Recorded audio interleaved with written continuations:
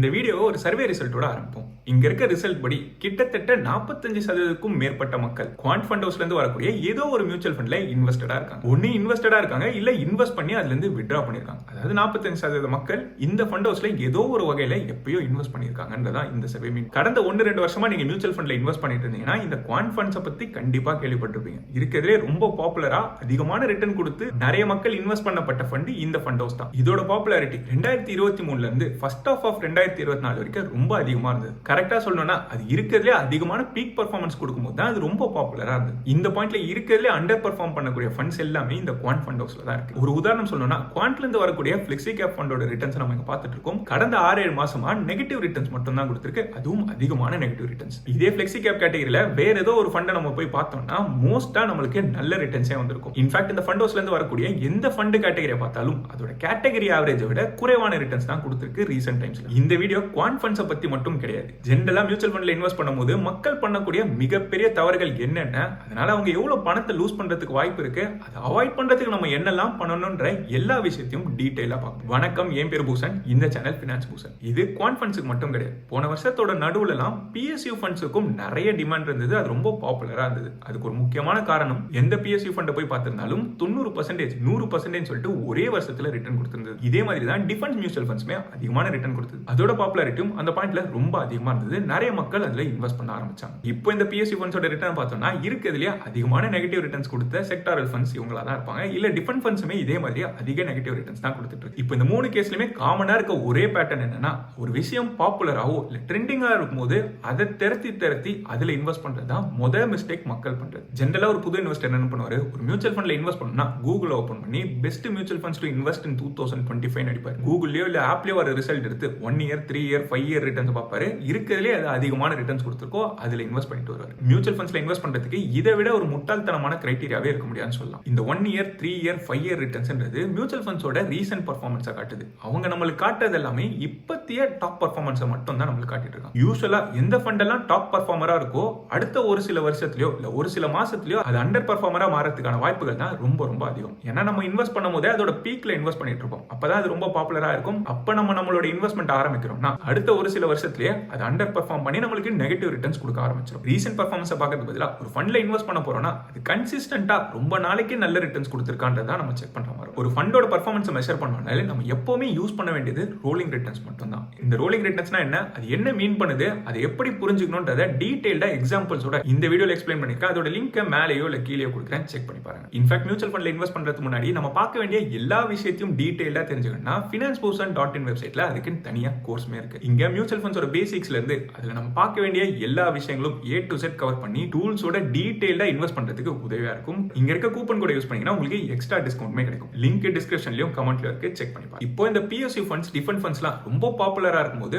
மத்த ஃபண்ட் ஹவுஸும் இதே கேட்டகரியில சில ஃபண்ட்ஸை ரிலீஸ் பண்ணுவாங்க. இதை தான் NFOன்னு சொல்லுவாங்க. அதாவது ஒரு ஃபண்ட் ஹவுஸ் புதுசா அவங்களோட மியூச்சுவல் ஃபண்டை லான்ச் பண்றத நியூ ஃபண்ட் ஆஃபரிங் இல்ல NFOன்னு சொல்லுவாங்க. இந்த NFOல இன்வெஸ்ட் பண்றதா அடுத்த பெரிய மிஸ்டேக்னே சொல்லலாம். ஒரு ஃபண்டை புதுசா லான்ச் பண்ணும்போது அந்த மியூச்சுவல் ஃபண்ட் கம்பெனி நிறைய விளம்பரம் பண்ணும். சோஷியல் மீடியாலயோ இமெயிலோ இல்ல ஆப் மூலமா நம்மளுக்கு நிறைய மார்க்கெட்டிங் பண்ணிட்டே இருப்பாங்க. இந்த மார்க்கெட்டிங்ல ஜெனரலா இந்த ஃபண்ட்ல நீங்க போட்டீங்கன்னா 10 வருஷத்துல இவ்வளவு காசு வரும் அவ்வளவு காசு வரும்னு சொல்லிட்டு நிறைய பில்டப்மே இருக்கும். இதை பார்த்துட்டு நிறைய புது இன்வெஸ்டர்ஸ் இந்த NFOஸ்ல இன்வெஸ்ட் பண்ணணும்னு ஆர்வம் காட்டுவாங்க. இது ஒரு பெரிய மிஸ்டேக்னு சொல்லலாம். அதை தாண்டி இன்னொரு காரணம் வேற சொல்லுவாங்க. NFOஸ்ல யூசுவலா வெறும் 10 ரூபாய் NAVல இந்த ஃபண்ட் லான்ச் ஆகும், 10 ரூபாயில வருதுன்னா பெரிய லாபம் பார்க்கறதுக்கு வாய்ப்பு இருக்குன்னு சொல்லிட்டு ஒரு முட்டாள்தனமான ரீசனும் சொல்லுவாங்க. ஒரு மியூச்சுவல் ஃபண்ட் வாங்குறதுக்கு முன்னாடி நம்ம பார்க்கவே தேவையில்லாத ஒரு நம்பர் தான் இந்த NAVன்னு சொல்லலாம். இது சின்ன வேல்யூவா இருக்கா இல்ல பெருசா இருக்கான்னு சொல்லிட்டு நம்ம கவலையே பட தேவையில்ல. அந்த ஃபண்ட் பொட்டன்ஷியலா நமக்கு என்ன % ரிட்டர்ன் கொடுக்கும்ன்றது மட்டும் தான் நம்மளுக்கு தேவையான நம்பர். உதாரணத்துக்கு நிஃப்டி 50லயே 2 ஃபண்ட்ஸ் எடுத்துக்கோம். ஒரு ஃபண்டோட NAV 10 ரூபாய் இருக்கு, இன்னொரு ஃபண்டோட NAV 100 ரூபாய் இருக்கு. ஒரு சில வருஷம் கழிச்சு 2 ஃபண்டும் 30% ரிட்டர்ன் கொடுத்திருந்தா இது 13 ரூபாய் NAV மாறி இருக்கும், இது 130 ரூபாய் மாறி இருக்கும். நம்ம 10,000 ரூபாய் இன்வெஸ்ட் பண்ணியிருந்தோம்னா 2 கேஸ்லயுமே நம்மளுக்கு 13,000 ரூபாய் தான் வந்திருக்கும். NAV குறைவா இருக்கிறதுனால நம்மளுக்கு அதிகமான ரிட்டர்ன்லாம் வரப்போறது கிடையாது. அது என்ன % ரிட்டர்ன் கொடுக்குதுன்றது மட்டும் தான் நம்மளுக்கு தேவையானது. சோ ஜெனரலா NFOஸ்ல இன்வெஸ்ட் பண்ணாதீங்க. ஏன்னா புதுசா வரக்கூடிய ஃபண்டுக்கு எந்த ட்ராக் ரெக்கார்டும் இல்ல ஹிஸ்டாரிக்கல் ரிட்டர்ன்ஸ் சொல்லிட்டு எதுவுமே கிடையாது. இன்ஃபேக்ட் அந்த ஃபண்டை பத்தி போதுமான இன்ஃபர்மேஷன் கூட நம்மளுக்கு இருக்காது. அதனால NFOஸை கம்ப்ளீட்டா அவாய்ட் பண்ணலாம். as long as அது ஒரு இண்டெக்ஸாவோ இல்ல கம்ப்ளீட்டா புதுசா ஏதோ ஒரு வேல்யூ ப்ரொபோஷன் கொடுத்ததுன்னா அதை கன்சிடர் பண்ணலாம். இல்ல ஆல்மோஸ்ட் 100 100% கேசஸ்ல NFOs அவுட் ரேட் நம்ம கன்சிடர் பண்ணாம இருக்கலாம். அதே மாதிரி குறைவான NAV போட்டா அதிக லாபம் வரும்லாம் கிடையாது. நீங்க ஒரு ஃபண்ட்ல இன்வெஸ்ட் பண்ணும்போது இந்த NAV நம்ம பார்க்க கூட தேவையில்லை. அடுத்த மிஸ்டேக் ஒரு ஷாக்கிங்கான டேட்டானே சொல்லலாம். புதுசா மியூச்சுவல் ஃபண்ட்ல இன்வெஸ்ட் பண்ண வரவங்க யூசுவலா 10 வருஷம் பண்ணிடுவேன் 20 வருஷம் பண்ணிடுவேன்னு சொல்லிட்டு ஒரு பெரிய எந்தூசியாசத்தோட வருவாங்க. ஆனா ஜென்ரலா பெரும்பாலான மியூச்சுவல் ஃபண்ட் இன்வெஸ்டர்ஸ் கிட்டத்தட்ட 70% மேற்பட்டவங்க 2 வருஷத்துக்கு மேல இன்வெஸ்ட் பண்றது கிடையாது. அதுவும் போட்ட காசை 2 வருஷத்துலயே எடுத்துட்டு போயிடறாங்க. இது செபி ரிலீஸ் பண்ண data. Most of the mutual fund investors போட்ட ஒரு சில வருஷத்திலே அவங்களோட இன்வெஸ்ட்மெண்ட்டை நிறுத்திட்டு அதை எடுத்துட்டும் போயிடுறாங்க. ஏன்னா ஏமாற்றத்தின் காரணத்தினால அவங்க இன்வெஸ்ட் பண்ணும்போது நிறைய மிஸ்டேக்ஸ் பண்ணிட்டு, அதாவது முன்னாடி 2 மிஸ்டேக் பார்த்தோம்ல, பாப்புலரான ஃபண்டை சேஸ் பண்றதோ இல்ல NFOல இன்வெஸ்ட் பண்றதோ, இந்த மாதிரியான மிஸ்டேக்ஸை பண்ணி தப்பான எக்ஸ்பெக்டேஷன் வைக்கிறதுனால அவங்களுக்கு ஷார்ட் டர்ம்ல டிசப்பாயின்மெண்ட் வருது. இதனாலேயே சீக்கிரமா எக்ஸிட் பண்ணிடுறாங்க. இன்ஃபேக்ட் ஒரு ஈக்விட்டி மியூச்சுவல் ஃபண்ட்ல இன்வெஸ்ட் பண்றோம்னா குறைஞ்சபட்சம் 7 வருஷத்துக்கு இன்வெஸ்ட் பண்ணிருக்கணும். ஏன் 7 வருஷம் சொல்றேன்னா, பெரும்பாலான ஈக்விட்டி மியூச்சுவல் ஃபண்ட் 7 வருஷத்துக்கு மேல யாராவது ஹோல்ட் பண்ணாங்கன்னா அதோட ரோலிங் ரிட்டர்ன்ஸ் டேட்டா படி ஒரே ஒரு முறை கூட அது நெகட்டிவ் ரிட்டர்ன்ஸ் கொடுத்தது கிடையாது. அதை ஒரு ரியல் டைம் டேட்டாவோட சொல்லணும்னா என்னோட மியூச்சுவல் ஃபண்ட்ஸே எடுத்துப்போம். கடந்த ஒரு வருஷமா மட்டும் தான் இந்த ஃபண்ட்ல நான் இன்வெஸ்ட் பண்ணிட்டு வரேன். சோ இது ரொம்ப ஷார்ட் பீரியட்ன்றதால என்னோட ரிட்டர்ன்ஸ் ரொம்ப குறைவா தான் இருக்கு. இன்ஃபேக்ட் இது நெகட்டிவ் ரிட்டர்ன்ஸ் போனாலும் ஆச்சரியப்படுறது கிடையாது. இப்போ அதே மாதிரி 6-7 வருஷத்துக்கு மேல நான் இன்வெஸ்ட் பண்ண ஃபண்டோட டேட்டாவும் இங்க பார்க்கலாம். கிட்டத்தட்ட 2018ல இருந்து இதை ஆரம்பிச்சிருக்கேன். ஒரு 7 வருஷத்துக்கிட்ட இன்வெஸ்ட் பண்ணிருக்கேன். இப்போ இந்த பாயிண்ட்ல மார்க்கெட்டே 10-12% கீழே விழுந்திருந்தாலும் இந்த ஃபண்ட்ல இருந்து எனக்கு நல்ல ரிட்டர்ன்ஸே வந்திருக்குன்னு சொல்லலாம். இன்ஃபேக்ட் இங்க இருந்து மார்க்கெட் இன்னும் 20-30% விழுந்தாலும் இது நெகட்டிவ் போறதுக்கு வாய்ப்பே கிடையாது. சோ குறைஞ்சது 7 வருஷம் வரைக்கும் இன்வெஸ்ட் பண்ண முடியும்னா மட்டும் ஈக்விட்டி மியூச்சுவல் ஃபண்ட்ல இன்வெஸ்ட் பண்ணணும். அப்படி இல்லனா இன்வெஸ்டே பண்ணாம இருந்தது. நிறைய பேர் SIP ஆரம்பிச்சு 1-2 வருஷத்துக்கு எந்த ரிட்டர்ன்ஸ்மே வரலன்னு சொல்லிட்டு டிசப்பாயிண்ட் ஆறாங்கல்ல, அவங்களுக்கு ஒரு சர்ப்ரைசிங்கான ஒரு டேட்டாவே கொடுத்து ஆரம்பத்துல நல்ல ரிட்டர்ன்ஸ் வரலனா தான் நம்மளால லாங் டர்ம்ல அதிகமான ரிட்டர்ன்ஸ் எடுக்க முடியும்னு சொல்லிட்டு ஒயிட் ஓக் கேபிட்டல் கண்டக்ட் பண்ண ரிசர்ச் டேட்டா நமக்கு கிளியரா சொல்லுது. SIP ஆரம்பிச்சு முதல் 5 வருஷத்துக்கு யாருக்கெல்லாம் குறைவான ரிட்டர்ன்ஸ் வந்திருக்கோ, அதாவது 8%க்கும் குறைவான ரிட்டர்ன்ஸ் யாரெல்லாம் எடுத்திருக்காங்களோ அவங்க லாங் டர்ம்ல அதிகமான ரிட்டர்ன்ஸ் எடுத்திருக்காங்க. ஆரம்பத்துல குறைவான ரிட்டர்ன்ஸ் வருதுன்னா நம்மளால அதிகமான யூனிட்ஸ் வாங்க முடிஞ்சிருக்குன்னு அர்த்தம். அப்படி அதிகமான யூனிட்ஸ் வாங்குறோம்னா லாங் டர்ம் பெர்ஃபார்மன்ஸ் நமக்கு நல்லாவே இருக்கும். சிக்னிஃபிகண்டான ரிட்டர்ன் டிஃபரன்ஸே நமக்கு கிடைக்கும். அதனால புதுசா SIP ஆரம்பிச்சிருக்கீங்கன்னா உங்களோட SIP ரிட்டர்ன்ஸ் குறைவா இருக்கணும்னு சொல்லிட்டு வேண்டிக்கோங்க. அப்பதான் உங்களுக்கு லாங் டர்ம் பெர்ஃபார்மன்ஸ்ல அதிக ரிட்டர்ன்ஸ் வர வைக்க முடியும். இதுக்கு அடுத்த ஒரு பெரிய மிஸ்டேக், நம்மளோட கோல்ஸுக்கு ஏத்த மாதிரி ஃபண்ட்ஸை சூஸ் பண்ணாம ஏதோ ஒரு ஃபண்டை ரேண்டமா சூஸ் பண்ணிட்டு அதை நம்ம போர்ட்ஃபோலியோல ஃபிட் பண்ண ட்ரை பண்றது. பேசிக்கா இன்வெஸ்ட் பண்ண ஆரம்பிக்கிறோம்னா நம்மளோட கோல்ஸ் நமக்கு கிளியரா தெரியணும். இன்னும் 2-3 வருஷத்துல கல்யாண செலவோ, கார் வாங்கணுமோ, இல்ல பைக் வாங்கணும்னு கோல் இருக்கலாம். இல்ல 10-15 வருஷத்துல ஒரு பெரிய வீடு வாங்கணும்னு யோசிச்சிருக்கலாம். இல்ல ரிட்டையர்மெண்ட்டுக்கு சேர்க்கலாம். இல்ல பசங்களோட படிப்பு செலவுக்கு சேர்க்கிற மாதிரி இருக்கலாம். ஒவ்வொரு கோலுக்கும் வேற வேற மாதிரி அப்ரோச் பண்ற மாதிரி இருக்கும். உதாரணத்துக்கு ஷார்ட் டர்ம் கோல்ஸ். ஷார்ட் டர்ம்னு சொல்லும்போது 5 வருஷத்துக்குள்ள வரக்கூடிய எந்த செலவா வேணாலும் இருக்கலாம். இதுக்கு டெட் மியூச்சுவல் ஃபண்ட்ஸ் தான் கன்சிடர் பண்ணணும். 5 வருஷத்துக்கோ இல்ல அதுக்கும் மேல இருக்கக்கூடிய கோல்ஸுக்கு ஈக்விட்டி ஃபண்ட்ஸ்ல இன்வெஸ்ட் பண்ணிட்டு வரலாம். இன்ஃபேக்ட் சொல்ல போனா ரொம்ப குறைவான மக்கள் தான் டெட் ஃபண்ட்ஸ் அவங்களோட போர்ட்ஃபோலியோல வச்சிருக்காங்க. இங்க தான் அடுத்த பெரிய மிஸ்டேக் ஆரம்பிக்குது.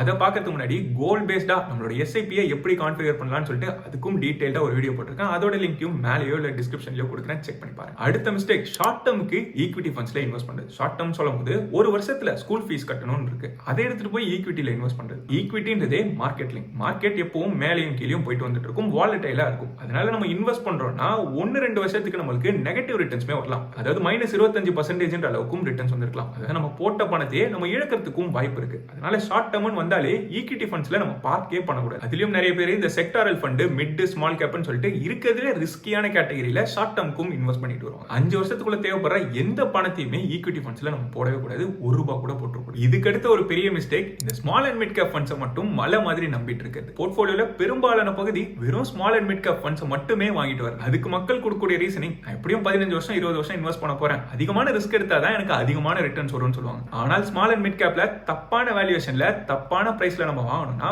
பல வருஷத்துக்கு நெகட்டிவ் ரிட்டர்னோ இல்ல எந்த ரிட்டர்னுமே இல்லாம நம்ம பாக்குற மாதிரி இருக்கும். என்ன பொறுத்த வரைக்கும் ஸ்மால் அண்ட் மிட் கேப்ஸை எப்பவுமே டாக்டிக்கலா தான் அப்ரோச் பண்ணணும். அதாவது அதோட வேல்யூவேஷன் அட்ராக்டிவா இருக்கும்போது லம்சமா இன்வெஸ்ட் பண்ணலாம். ரெகுலரா SIP பண்றதுல பெரிய மீனிங் கிடையாதுன்னே சொல்லுவேன். இன்ஃபேக்ட் என்னோட மொத்த மியூச்சுவல் ஃபண்ட் போர்ட்ஃபோலியோமே நான் ஷேர் பண்ணிருப்பேன். இதுல இப்போ இந்த பாயிண்ட்ல mid and small cap exposure சுத்தமா பெருசா இல்லனே சொல்லலாம். அதுக்கு ஒரு முக்கியமான காரணம், மிட் அண்ட் ஸ்மால் கேப்போட வேல்யூவேஷன் அதோட ஹிஸ்டாரிக்கல் ரேஞ்சை விட ரொம்ப அதிகமா இருந்துட்டு இருக்கு. அதனால அடுத்த ஒரு சில வருஷத்துக்கு அது அண்டர் பெர்ஃபார்ம் பண்றதுக்கான வாய்ப்புகள் ரொம்பவுமே அதிகம். இப்போ 10-15 வருஷம் இன்வெஸ்ட் பண்ண போறாங்க. அதனால இதை பத்தி நான் பெருசா கவலைப்பட மாட்டேன்னு சொல்லக்கூடிய இன்வெஸ்டர்ஸ் நிறைய பேர் இருந்தாலும் 4-5 வருஷத்துக்கு தொடர்ந்து எந்த ரிட்டர்ன்ஸும் வரலன்னா ஈஸியா டிசப்பாயிண்ட் ஆயிடுவாங்க. அவங்களோட சைக்காலஜியே கம்ப்ளீட்டா மாறி இருக்கும். என்னடா இது போர்ட்ஃபோலியோ எப்பவுமே நெகட்டிவ்ல தான் இருக்கு, இதுல போடுறதுக்கு நான் பேங்க்ல சும்மா வச்சிருந்தாலே எனக்கு காசு வந்திருக்கும்னு சொல்லிட்டு அவங்களோட இன்வெஸ்ட்மெண்ட் பயணத்தையே பாதியில நிறுத்திட்டு போயிடுவாங்க. இன்ஃபேக்ட் செபியோட டேட்டாவுமே நம்மளுக்கு அதை தான் சொல்லுது. பெரும்பாலான இன்வெஸ்டர்ஸ் ஆரம்பிச்ச ஒரு சில வருஷத்திலேயே கம்ப்ளீட்டா எக்ஸிட் பண்ணிடுறாங்க. தொடர்ந்து ரொம்ப நாள் இன்வெஸ்ட் பண்ணா நம்மளோட போர்ட்ஃபோலியோல ஸ்டெபிலிட்டி ரொம்ப ரொம்ப முக்கியம். அந்த ஸ்டெபிலிட்டிக்காக ப்ராப்பரான டைவர்சிபிகேஷன் தேவை. லார்ஜ் கேப்பும் அவசியம், மற்ற ஃபண்ட் கேட்டகரிஸும் அவசியம். என்னோட போர்ட்ஃபோலியோ ஆக்டிவிட்டியும் மார்க்கெட்டோட ரியல் டைம் அப்டேட்ஸும் மெம்பர் கம்யூனிட்டியில ரெகுலரா ஷேர் பண்ணிட்டு வருவேன். என்னோட இன்வெஸ்ட்மெண்ட் ரீசனிங்கும் ரிசர்ச்சுமே அங்க டீடைலா ஷேர் பண்ணிட்டு வருவேன். இது உங்களோட இன்ட்ரெஸ்டா இருந்ததுன்னா ஜாயின் பட்டனை கிளிக் பண்ணியோ இல்ல கமெண்ட்ஸ்ல இருக்க லிங்கை யூஸ் பண்ணி உங்களால ஜாயின் பண்ண முடியும்.